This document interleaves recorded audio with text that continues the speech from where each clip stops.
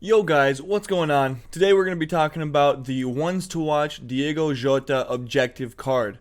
Is it worth it? How hard is it to do? And what does the card look like? So let's start off by talking about the objectives to actually get the card. So there are two that are going to be squad battle related and three that are for division rivals. So that's 5 objectives total. And you can actually kind of knock them out altogether. There is Through Talent, which is assist with a through ball using Portuguese players in 4 separate rivals matches. Then there's Rivals Record, which is score 10 finesse goals in rivals using Premier League players. And then the last rivals one is Premier League Performer, score minimum 2 goals per match in 5 rivals matches using Premier League players.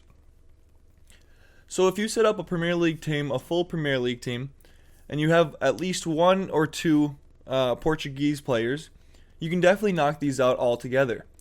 So for me, I think it took about 6 or 7 games to get those 3 done. The finesse goals is what took me the longest, so if you're really good at getting into positions for finesse goals and you can score those with the Premier League players, then you're all set to go. The last 2 ones are related to the squad battles. So there's Portuguese Pro, score in 4 separate squad battles matches on minimum professional difficulty using Liga NOS players, and Skilled in Battle. Assist in 5 separate squad battles matches on minimum professional difficulty using players with minimum 4-star skill moves. These you can also knock out together. So you just got to have a Liga NOS player up top who can score once, and if you want to do them all together, have the person that's assisting the Liga NOS scorer have 4-star skill moves, and you got both of them at the same time. This will take you 5 games minimum because there is Skilled in Battle, which is assist in 5 separate squad battles.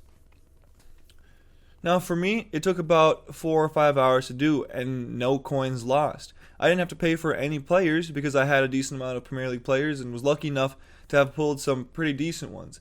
So I made the best team I could, and I went into division rivals and just knocked out the objectives. Then I just put in 1 Liga NOS player and knocked out the squad battles objectives. At the end of it, the real question is he worth it? Looking at his card, he's an 80 rated player, which isn't bad to start, especially in the beginning of FIFA. He's got 5-star weak foot, 4-star skills, which is pretty crucial if you're going to get into those opportunities and you just want to take shots.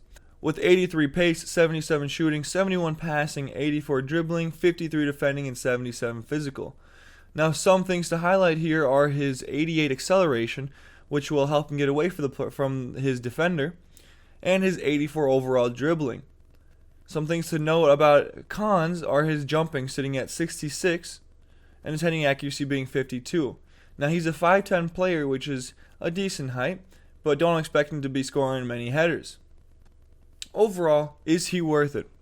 I would say yes. Putting in 4 or 5 hours, just grinding the game, having a good time to get this card. It's a free card. The ones to watch card, he's most likely going to get an upgrade. He's playing for Liverpool. They're a great team. Even if he doesn't get an upgrade, you've got a once to watch player now, and you can use him for your daily squad. Or if at some point there's an SBC that requires a once to watch, you have some SBC material.